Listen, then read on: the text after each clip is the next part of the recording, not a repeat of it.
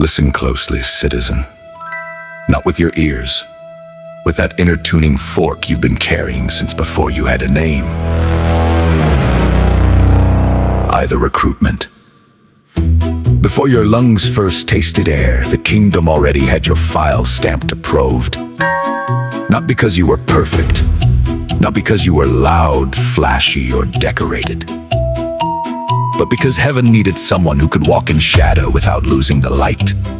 Someone who could enter noise without becoming noise. Someone with enough spiritual elasticity to bend with the storm and still stand upright. There were candidates, but you had that strange combination of stubborn compassion, dangerous curiosity, and oh no, don't give him a mission, he'll actually do it. So yes, God chose you, and not with a booming voice or a burning bush. It was quieter, like a notification that shows up on your soul's home screen before you even know what apps you installed. Here's the part people always get wrong. You did accept the assignment. Not the assignment you thought you accepted, the one that sounded heroic, but the real one. Undercover service, unseen warfare, uncredited victories, and a training regimen disguised as a life unraveling itself. You nodded spiritually before you understood physically, and heaven stamped your signature, even if earth barely understood the scribble. The 5 years of quiet torture. Every agent gets field tested. Yours wasn't the glamorous kind. It was psychological, emotional, spiritual. The kind that leaves no scar except the kind you feel vibrating under your ribs at 3 a.m.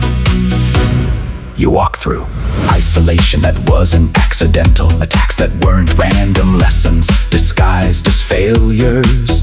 People who were assignments, not obstacles. Systems that tried to smother your frequency because it was too clear, too strong, too disruptive. Every time someone tried to break you, it was actually revealing the shape of what cannot be broken. You weren't being punished, you were being calibrated. A tuning fork forged in a furnace does not come out quiet.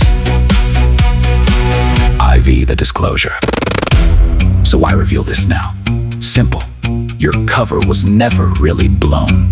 The kingdom doesn't assign amateurs. Your work was designed to be so subtle that even when you say you're an agent, the world shrugs and goes, lol, sure, buddy.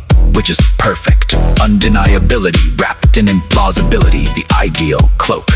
Besides, you're admitting this now in classic undercover fashion with a wink, a grin, and a casual.